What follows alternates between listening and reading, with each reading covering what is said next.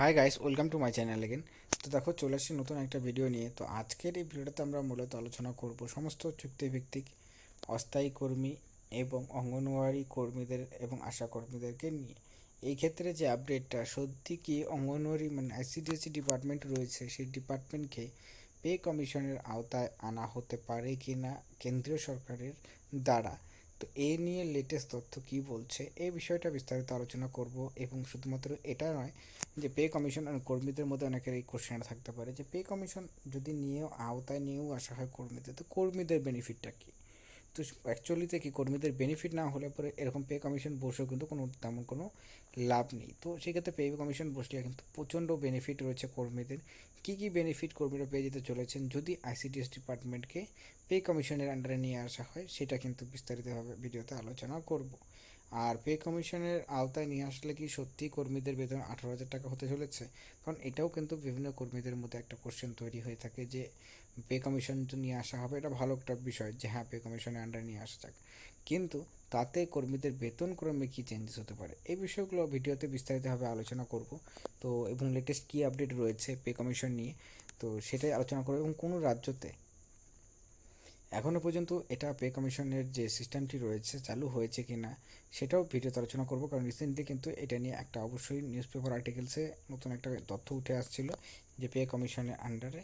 তো এটা ভিডিওতে ডিটেলস আলোচনা করব, তাই ভিডিওটি শেষ পর্যন্ত দেখবে এবং দেখার পর নিজস্ব মতামত অবশ্যই জানাবে। আর যদি ভিডিওটি ভালো লাগে লাইক করবে, চ্যানেল নতুন থাকলে চ্যানেলটিকে সাবস্ক্রাইব করবে এরকম ভিডিওসগুলো সর্বপ্রথমে পাওয়ার জন্য। তো চলো সময় নষ্ট না করে মেন বিষয়টা ভিডিওতে বিস্তারিতভাবে করে আলোচনা করা যাক।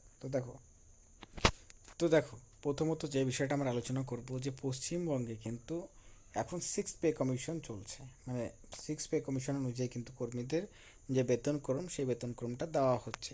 তো শুধুমাত্র যে অঙ্গনওয়াড়ি কর্মী তা নয়, এক্ষেত্রে যে পশ্চিমবঙ্গ সরকারের গ্রুপ ডি থেকে শুরু করে গ্রুপ সি, গ্রুপ বি বা গ্রুপ এ পোস্টে যে সমস্ত স্টাফরা রয়েছেন, যে সমস্ত অফিসার রয়েছেন, সকলেরই কিন্তু pay commission six pay commission অনুযায়ী বেতনটা দেওয়া হচ্ছে। যার জন্য আমরা দেখতে পারি যে কেন্দ্র সরকারের যে অনারিয়াম স্কিম মানে বেতনক্রম আর রাজ্য সরকারের বেতনক্রমের মধ্যে একটা তফাৎ রয়েছে। কারণ কেন্দ্র সরকার দ্বারা কিন্তু মানে কেন্দ্র সেন্ট্রালে কিন্তু সেভেন পে কমিশন অনুযায়ী টাকা দেওয়া হয়, আর আমাদের স্টেটে কিন্তু সিক্স পে কমিশন অনুযায়ী। ঠিক আছে, তো সেক্ষেত্রে ডিফারেন্সটা আমরা অবশ্যই এই ক্ষেত্রে দেখতে পারি। কারণ six pay commission to seven pay commission এখানে কিন্তু একটা বিরাট বড় একটা তফাৎ তৈরি করে দেয়। তো পশ্চিমবঙ্গে সত্যি কি এই আইসিডিএস ডিপার্টমেন্টকে পে কমিশনের আন্ডারে আনা হবে কি না? তো দেখো, এটা নিয়ে কিন্তু লেটেস্টলি একটা বিহারে একটা আর্টিকেলস নিউজ পেপারে এটা এসেছিল যে পে কমিশনের আন্ডারে কর্মীদেরকে নিয়ে মানে আইসিডিএস ডিপার্টমেন্ট বা অঙ্গনওয়াড়ি কর্মীদেরকে নিয়ে আসা হতে পারে। এবং এটা দেখো শুধুমাত্র নিউজ পেপার আর্টিকেলসে আসছে যে বা এর জন্য যে তোমাদের পে কমিশনের আন্ডারে আনা হবে এমন কোনো কিছু নয়। কিন্তু নিউজ পেপার আর্টিকেলসে যখন এই তথ্যটা উঠে আসছে, তখন এটার কিন্তু অবশ্যই একটা গুরুত্ব রয়েছে। হ্যাঁ, যদিও কিনা এটা ইমপ্লিমেন্ট হতে হতে সময় লাগতে পারে, কিন্তু পে কমিশনের আন্ডারে কিন্তু ওয়েস্টারি ডিপার্টমেন্ট আসার সম্ভাবনা কিন্তু অবশ্যই রয়েছে। এবং আসলে পরে 18,000 টাকা হবে কিনা, দেখো 18,000 টাকা কিন্তু অবশ্যই সম্ভাবনা রয়েছে যদি পে কমিশনের আন্ডারে অঙ্গনওয়াড়ি কর্মীদেরকে নিয়ে আসা হয়। এবং শুধুমাত্র অঙ্গনওয়াড়ি কর্মী নয়, আশা কর্মীদেরকেও যদি এই পে কমিশনের আন্ডারে নিয়ে আসা হয়, তাহলে কর্মীদের কিন্তু বেতন এক লাফে বৃদ্ধি করতে চলেছে। এখানে কিন্তু রাজ্য সরকার বা কেন্দ্র সরকারের দ্বারা বৃদ্ধি করানো হবে না।